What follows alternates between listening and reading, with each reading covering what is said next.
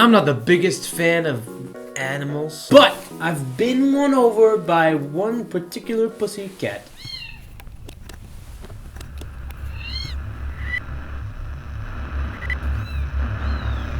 This rescue kitten is looking for a home, and you can check him out 24/7 on the Pet Collective Kitten Cam. This channel, the folks at Pet Collective Cares are all about doing good things for pets. Do me a favor, subscribe, and pass the word on to friends who want to adopt. Today is Monday, April 22nd, 2013. Welcome to Recommendation Monday here on Pretty Much It, where every week we tell you guys about the movies, video games, music, and a classic movie you can check out on TV this week. Before we begin, in case you missed it, Mike and I did a commentary on the movie Stuart Little. Here's a quick sneak peek. Is my brother here? Uh-oh. Is my brother here? Is what the boy says. Where's my new brother? Where's my Is he new a baby boy? human boy? George, this is Stuart, your new brother. Okay. We did a full feature-length commentary. You can check it out by clicking the link in the info. It's only $1.99, and we really appreciate the support. We think you'll enjoy it, though. It is pretty damn funny. I don't know if you remember how zany the movie is, but it's pretty weird. But now let's get into this week's episode, starting off with movies. First things first, I'd say the biggest movie coming out this week is Pain and Gain. I don't know much about this. I guess it's a comedy. When I first saw the trailer, I didn't think it was a comedy, but apparently it is. It is the new Michael Bay movie with Mark Wahlberg and The Rock and Monk, and I mean, I'm curious. I'll be honest, I'm curious. Also out is The Big Wedding. This is definitely a comedy, and it looks like it could be hit or miss. Might be just a little bit of a chuckle fest. But the one I'm most excited about is out in limited release. It is called Mud. It stars Matthew McConaughey, who is killing it recently, and it is directed by Jeff Nichols, who did Take Shelter, which I loved, so I'm really looking forward to it, but it is in limited release, so it may not be playing near you. But that's it for movies coming out this week. Now let's move on to DVDs. The first biggest one, I think, is Gangster Squad.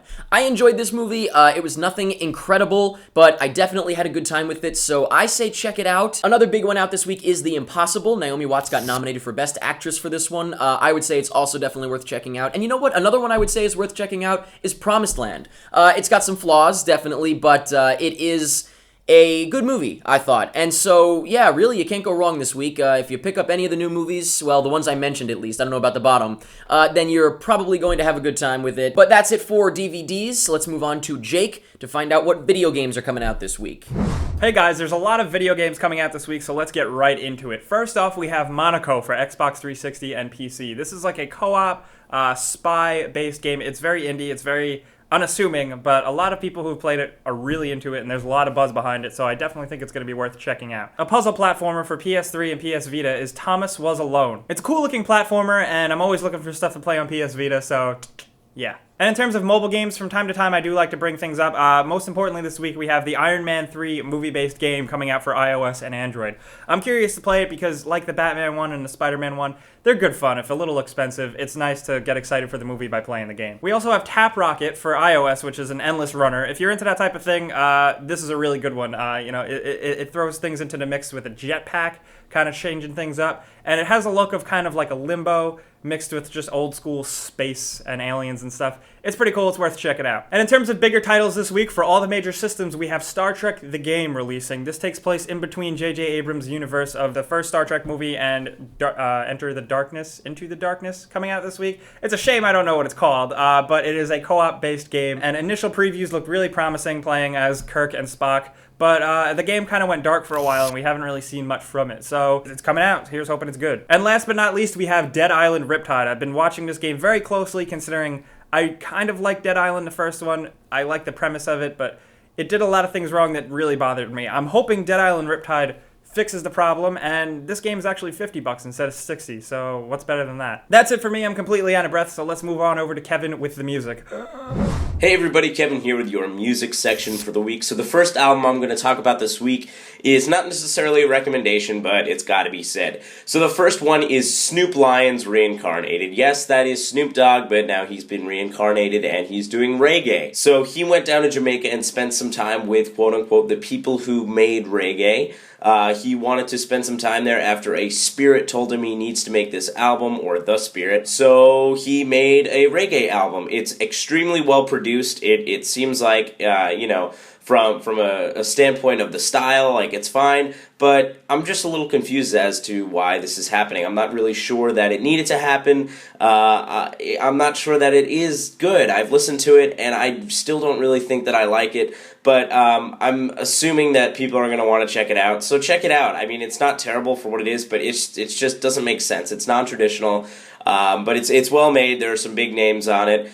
So let me know what you think about Snoop Lions Reincarnated. And an album recommendation this week is Phoenix's Bankrupt. Phoenix is an extremely popular band.